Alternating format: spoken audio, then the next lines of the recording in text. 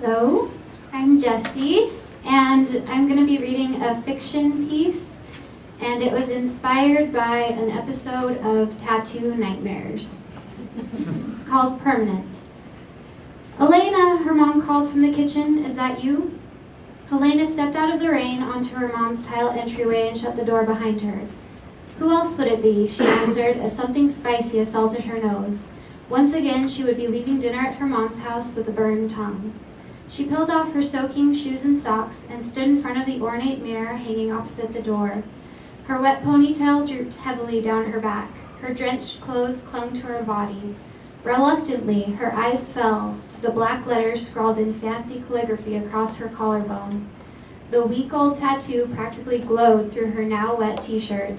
Even though it was her first, she knew the tattoo couldn't be covered or removed, even if she had the money to try, which she didn't.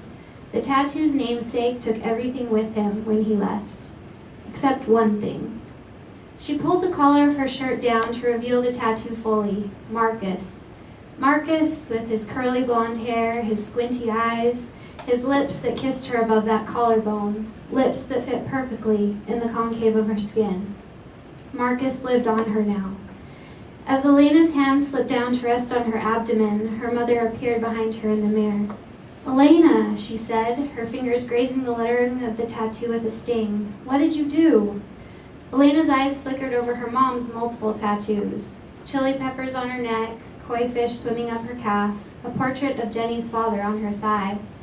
"Didn't I tell you a guy's name shouldn't be your first?" her mom said. "Who's Marcus?" Elena flinched and shrugged her mom's hand off her shoulder. "Come on," her mom sighed. "I need to stir the fajitas." Elena followed her into the kitchen, where the fumes of cooking bell peppers made her eyes water. "Okay, honey," her mom said as she stirred. "What happened?" "Nothing, Mom. I got a tattoo, that's all." "Who's Marcus?" her mom said in that tone. The tone that made Elena feel like she just got caught skipping school to make out with Jeff Green all over again. "He's a guy I've been seeing," she said. "A guy you've been seeing? You don't tattoo the name of a guy you've been seeing on your body." She punctuated her point by rapping the wooden spoon against the sauté pan. "I was in love with him," Elena said, trying to defend a decision that she knew couldn't be defended. "Was?" her mom asked, the spoon hanging limply from her hand. "What?" "You said I was in love with him." Her mom stared at her, and she stared back. Elena slumped into a stool at the counter and tried to explain. Marcus came into the salon for a haircut. He could have picked any chair, but he picked Elena's. He flirted, asked her out. He kissed her neck before he kissed her lips. He moved in 2 weeks later. 2 months later, she wanted to surprise him. She wanted them to surprise her mom together. When she got home, she thought someone had robbed them. He took her laptop, her grandmother's gold bangle. He even took her old box stereo that weighed more than most flat screens. He cleared out her bank account. There was no them. Her mother removed the fajitas from the stove. "Here's what we're going to do," she said. "We'll go to this shop I know. He specializes in this kind of thing. He's the best. And he's a friend of mine." "Mom, no, it's not going to work. It's permanent." Her mom walked over to Elena and patted her cheek. "Don't worry, honey. I'll take care of it."